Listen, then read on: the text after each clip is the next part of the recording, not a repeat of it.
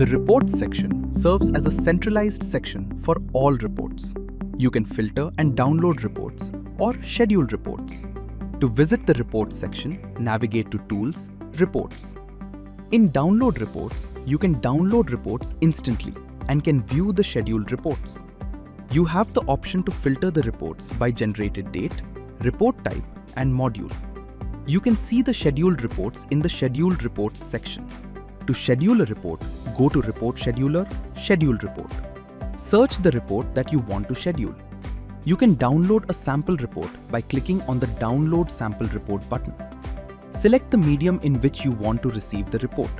You can choose from WhatsApp, email, and webhook. Select the report frequency as daily, weekly, or monthly. Then select the range of date and time you wish to receive the report. Finally, click on Schedule to schedule the report. Note that you can have a maximum of 10 active scheduled reports. You can activate and deactivate a report accordingly from the toggle on the Scheduled Report page.